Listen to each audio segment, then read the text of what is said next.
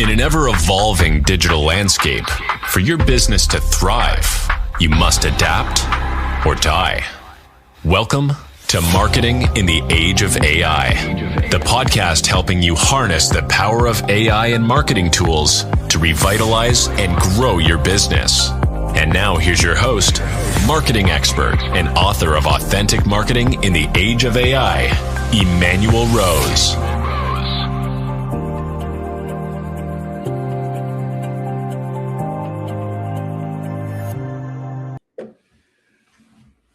Welcome to this episode of Marketing in the Age of AI. Today, I'm joined by Ryan Burch, the founder of Tobii Group. With over 15 years of experience in digital strategy, Ryan has a proven track record of helping businesses streamline their marketing practices. He partners with both startups and Fortune 500 companies to integrate data, creativity, and automation for impactful marketing results. Ryan's focus is on enabling teams to harness the power of digital advertising, driving smarter decision-making, and maximizing operational efficiency. Join us as we delve into Ryan's insights on building effective marketing systems and the role of AI in transforming strategies, both in marketing and in the whole business. Ryan, thanks so much for taking some time to have a talk with me. Yeah, no problem, man. That sounded really cool. Thanks for the intro. I feel like a superhero right now. I'm glad. Yeah, we don't have any scrubs on this show. We know that. Well, good to talk with you. Yeah, it's awesome. So, give me a little bit about the birth story of the Tobii Group. Yeah, sure. So we started in 2019, and I left my corporate job. I was working for a Fortune 500 company, and then we got sold to a startup and did that for a few years, which is great. But after just getting totally burnt out on ad tech myself, I decided it was time for me to jump out and do my own thing. And luckily, had a couple clients that were wraparound clients that I had worked with in the past that started working with me, and we started the agency a little accidentally. It was originally just going to be me kind of doing some freelance work. And here we are today. We've got a great client roster. We've got a great team, people that work with me all over the world. And so we've been going at it since 2019. So that's awesome. What have you noticed in the last few months about how people are seeing AI and how it's impacting the work that you're doing? A few months, a few hours. I mean, it's like exhausting. And I think a lot of people listening can agree with us that sometimes it's just like overwhelming just how much change there is that's happening. And, like some of your past guests have said, it's, right now we're working with AI systems that are literally the simplest or the worst that they're ever going to be. So this speed of change, this speed of change it's going more rapidly, and everything's just getting better on the marketing side of things. So a lot of firepower that we've got in our pockets these days. A lot of kind of landmines that we can step on though too, and those are, it seems like, just kind of they're popping up even faster than some of the cool tools at times. So yeah, well, tell me about some of the cool tools that you found or that you're using either for your own work week or for the agency on behalf of clients. A lot of stuff is custom. I think that you'll find that everybody, that's kind of been a lot of the beauty of AI, right? Is, working in digital advertising, I can't even count how many times I've said to myself, man, I really wish I had this dashboard that did this, or it'd be really cool if I could automate this one thing, or I could get these types of insights pushed to me in this way. Yep. And so I think a lot of the AI tools that we're doing are kind of customizations of automations that have already existed. And it's interesting, sometimes our clients are asking us for AI tools, and we're saying like, hey, that's actually just an automation. That's just something that, this is an AI. This is just an automation that we can actually build into your workflow. Glad you're thinking about it this way. But what if we infused some additional knowledge into this? What if we infused another layer where we're Yeah. actually using some of this cool stuff to power this automation? I love that. So, I mean, I see a lot of that too, and I kind of step back just like you do and say, hey, it's cool you're thinking about this. That's just automation. It's just innovation sometimes. It's just connecting two things that can already be connected, right? They just don't know it.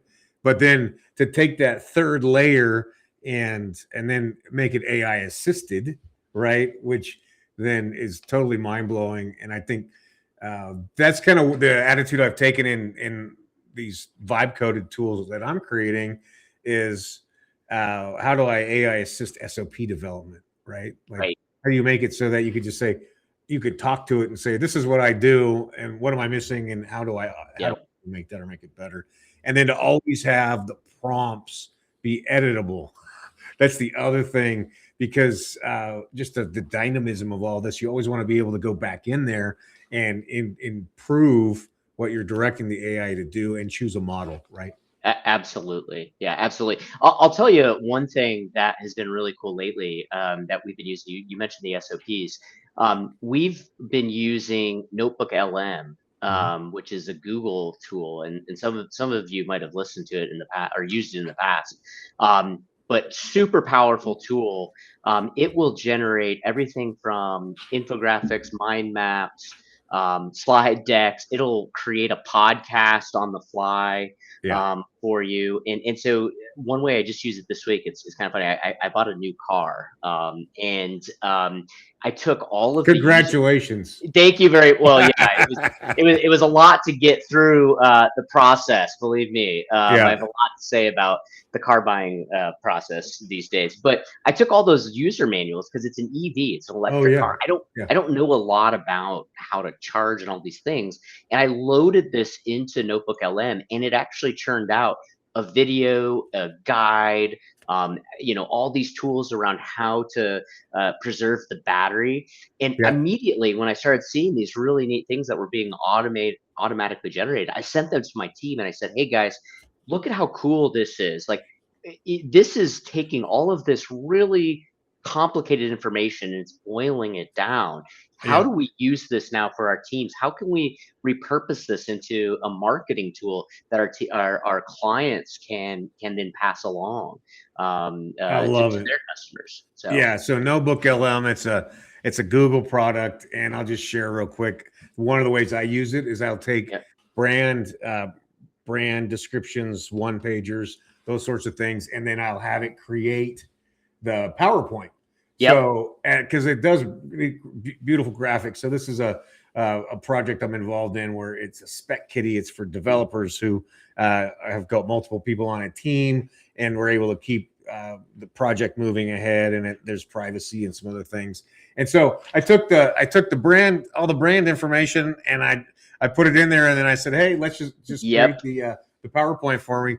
And it's just super sexy graphics that happen on the fly. It's wild. I mean, those are all custom illustrations. Yes. How neat is that? My only complaint about it is that it doesn't allow me to go in and edit anything. Right. So, we get to the final page, and it's so funny. Oh, this one doesn't have it. Oh yeah, there it is. So, it's like, you. It's not me. It's not me. It's my business partner.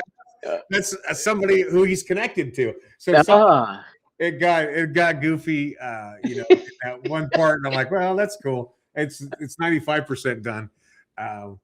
But Notebook LM is probably the most underutilized tool that Google has, I would say. Yes, very, very powerful and great for SOPs. Really, really good for that. So, how do you use it for SOPs?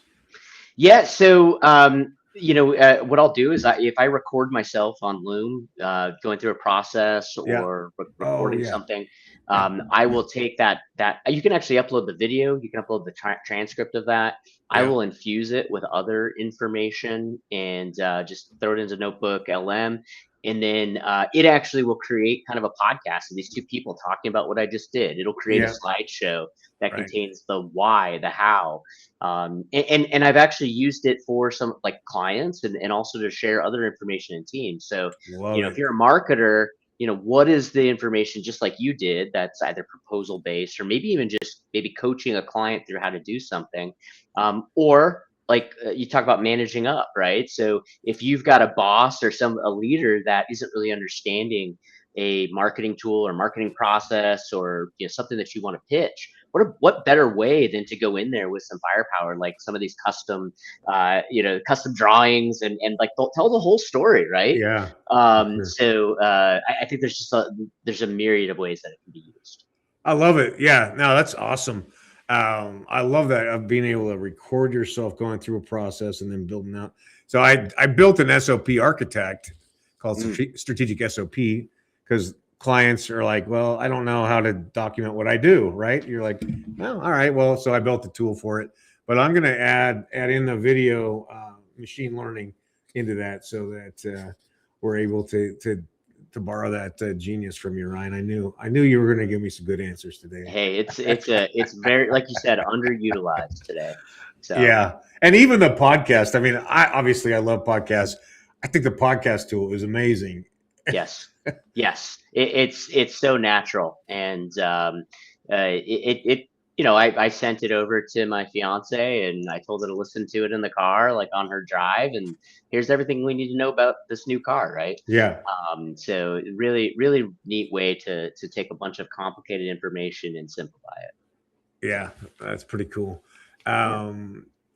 What sort of I guess attitudes are you noticing in your clients as we continue through this AI bubble? Is there still part of the crew that's not certain that it's going to be a good thing, or where are your people at with this? I think most of our clients are at the same space where most of we are as marketers. They are equally excited about AI and the implication of it as they are worried about it. And then there's also a vast majority of people that just haven't even really played with it. They're doing some things on their own, and they're having ChatGPT help them with what they're going to make for dinner, but they haven't really understood how to incorporate it into their work life. Wow. They're not able to use it at times at work. So it's a lot of our clients, they're only able to use Microsoft Copilot because they work in a Microsoft environment, right? Yep. So they haven't been able to use the Claudes and the Geminis and ChatGPTs of the world, or they're unwilling to pay $20, for the premium version. So a lot of our clients kind of fall on that spectrum. I think when it comes to us and the work that we're doing for clients, we're running we run a lot of digital advertising, and with digital advertising and AI, unfortunately, we're at the behest of whatever Google and Facebook feel like they want to do, right? Sure. And so I think that there's a lot of us that are still trying to understand Google and what their AI tools can do for us, Facebook and what their AI tools can do for us.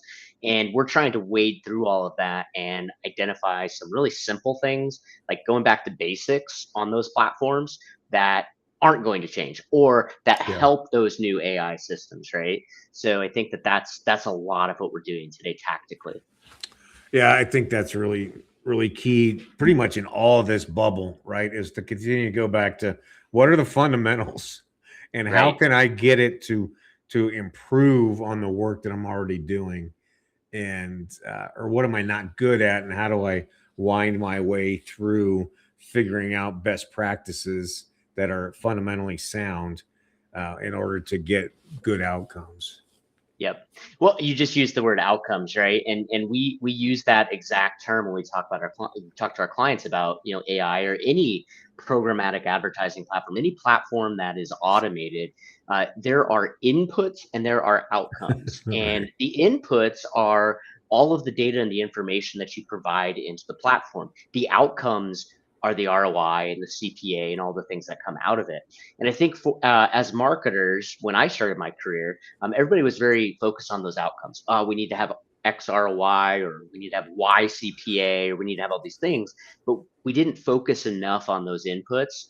And the inputs are really what the machines care about, right? Yep, sure. So AI cares a lot about those inputs. It cares a lot about the tracking on your website, the conversion signals, all of this kind of non-sexy pixel tech stuff that you set up matters immensely today, because those are the signals that the AI is actually using to identify whether your marketing advertising is working. So if those inputs are broken, you're never going to get the outcomes that you're looking for. Yeah, and so that attribution, right, which we've struggled for decades to actually finally get a little credit from the sales department for bringing in qualified leads and knowing where it's coming from, so that we can continue to spend money there, right? Exactly. Yeah. So if you don't have your conversion tracking in place, and you aren't confident with those signals, then it's going to be really difficult to perform on any ad platform. So we kind of, going back to the fundamentals, the very first thing that we always do is we say, hey, let's get your digital plumbing in order. Let's make sure all that tracking's in place. Let's make sure that we're looking at the correct signals, because if those signals are wrong, those are the inputs that are really going to drive success on your campaign. Yeah. I mean, in general, what are those signals from your experience, that are ubiquitous? Yeah, I mean, if you're running an e-commerce campaign, it's easy, right? Sales. Yeah. But there are some sales that matter more than other sales. Okay. And so being able to identify your high ticket items versus your low ticket items, being able to have customized conversions with revenue that's actually passing through the pixel back into the ad platform. So the ad platform knows that widget A versus widget B are different things. That's super important. When it comes to leads and lead magnet campaigns, and when you're doing the lead gen, you've got to look at the funnel on your site and how you're driving people to those different pages. So what are the buttons that you want people to click, and do those matter? How much does that matter versus, actually somebody filling out a contact form? Are you tracking the phone number on your website? I mean, this is like such a simple thing. Right. Local businesses all have phone numbers. That is the lifeblood of a local service business, is somebody calling me. Yep. It's the least tracked thing on any website that we ever work with. People forget that they need to tag that phone number, especially on a mobile device. We're all 60 or 70% of traffic is mobile, and then we don't have any mobile conversion tracking tied to that phone number. So these are like really basic things that if you get them right, it's going to help you in the long run, AI or otherwise, right? Yeah. No, love it. I love that. Well, what kind of clients do you like working with the most?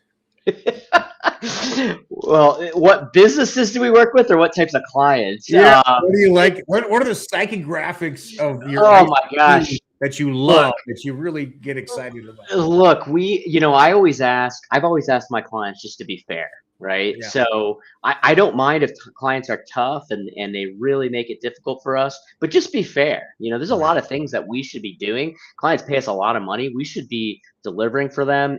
They can definitely hold us to the fire. But to answer your question more broadly, I'd say that we have a lot of local services businesses. So everything from like veterinarians, doctors' offices. We do a lot of work in medical. We do a lot of work in the rental space, so equipment rental space.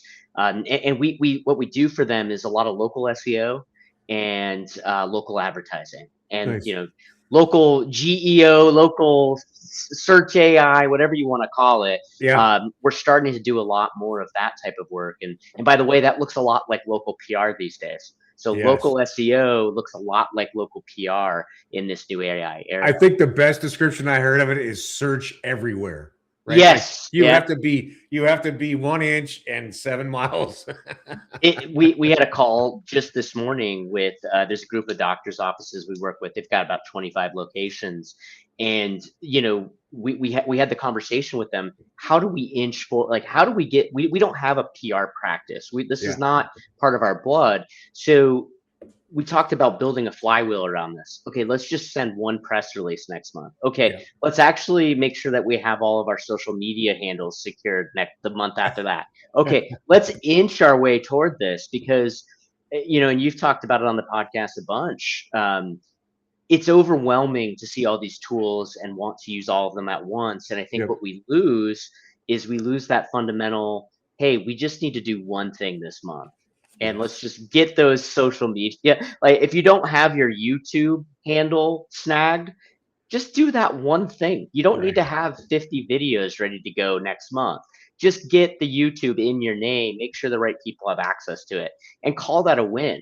Yeah. Um, I know this hustle culture doesn't is probably going to not agree with me on that, but That's why you're not driving a Ferrari, though. yeah, that's true. That's true. That's why I had to buy the very reasonable EV. I'm not driving a Ferrari. Yeah. Absolutely right. But you know what? That just snagging that YouTube, you're going to be ahead of 80% of businesses that haven't thought, hey, we need video in our marketing strategy Yep. 6 months, a year from now. So Yeah, I love it. And I grabbed a little corner of the GEO world and built a tool that repurposes old blog content, and it GEOs it so yep. that way you've got this stuff that's 2 years old or 10 years old, and you can bring it in, rehydrate it, put it back out there, and it's new content to the engines. Is that is that something you just use for the work you're doing, or do you license that as like a Yeah, I service? commercialized it. Yeah, You yeah, commercialize it, so it's a yeah. product. You It's a productize product. this Yeah, tool. exactly. That's Yeah, awesome. Yeah, yeah, I think that's the type of stuff that's just so neat, and um, it's overwhelming to find all of these, right? for Like sure. but when you stumble across them, bookmark it, sign up. It's these little things that are going to help all of us succeed in the next couple years. Yeah, and it is like you're saying, it's this small additive process that makes uh, big impact sometimes. Just like I was reading a post by a guy on X, and he said, you know, I just take the homepage of the website and I turn it into the name of the business and a keyword, and often that one thing will put somebody at number one, right? 100%. We created again, this is one of those little things. So we just have a folder. We use ClickUp for our project management tool. We have an AI folder where anytime anybody on our team comes across something that's interesting, Oh we yeah, just drop the link in, yeah, because it's so easy to be on social media and scroll past something. And if you don't snag it, it's gone. Right. yeah, right. And then so I've actually, one of my resolutions this year in 2026 is to actually have a day where I go back through some of the cool things I found in the last month, see if it actually works for our agency, works for my clients, and if not, you can always delete it, right? But you've got Yeah, to just have that capture bucket for sure. where you can save this stuff. Well, we should do a mastermind day, agency mastermind day, and I'll unfurl my AI resources tab on my, and you unfurl yours, and we'll cross pollinate and see what we're actually Do you think using. everybody'd find that interesting, scary, or maybe just interesting, scary, or boring? I think it's maybe Yeah, I somewhere don't between know. all of those. Is it a little too nerdy? Is that what you're telling me, Ryan? Maybe not for the listeners of this podcast, but for the people in my daily life, absolutely too Yeah. nerdy. Isn't it So. amazing how you could go through? You leave the office or you're interacting with other humans out in the world, and you never even mention AI once.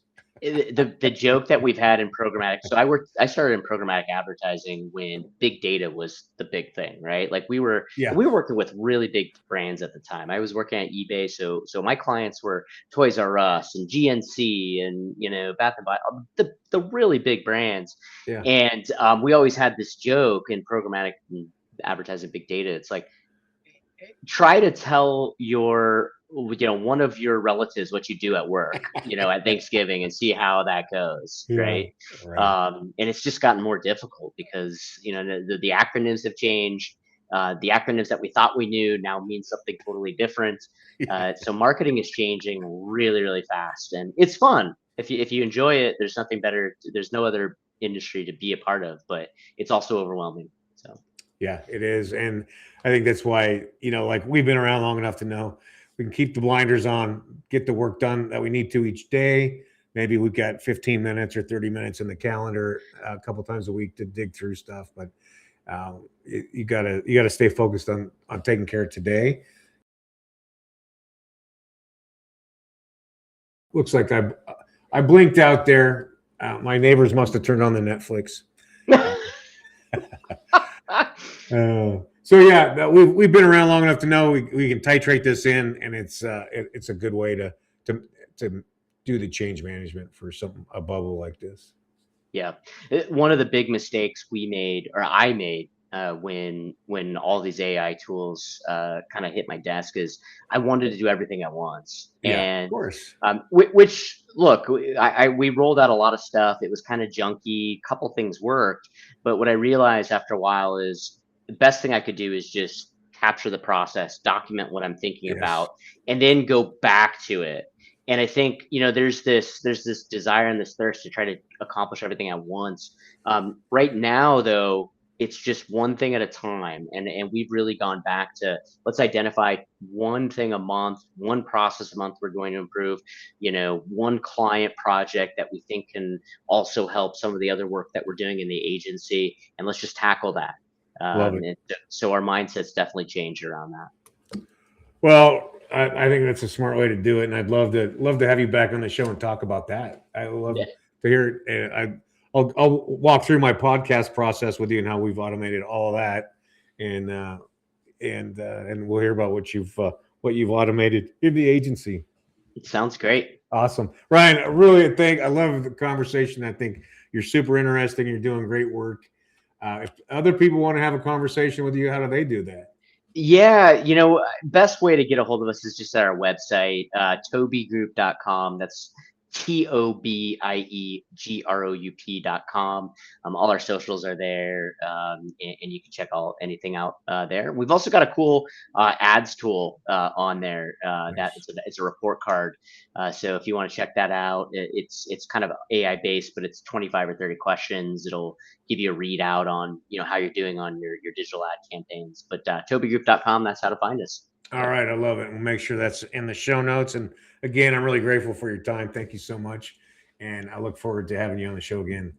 Have a good one. Great to talk to you. All right. Thanks, Ryan. That's a nice remembrance that you don't have to eat the elephant all at the same time, that you can titrate these tools and continue to do your work and get value from AI bit by bit. Well, I hope you enjoyed the conversation today. I know I sure enjoyed talking with Ryan at the Tobii Group. And I hope that you take some time this week to dig into your LLM, whatever you like to use, that you continue to innovate your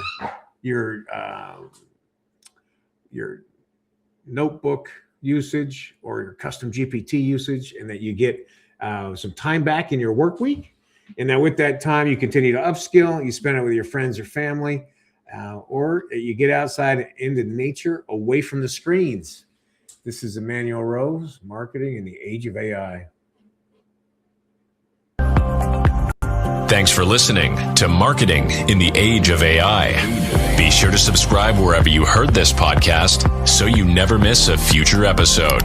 Your copy of Authentic Marketing in the Age of AI is available at Amazon.com or EmanuelRose.com. You can also connect with Emanuel on LinkedIn. Thanks again for listening, and we'll see you next time.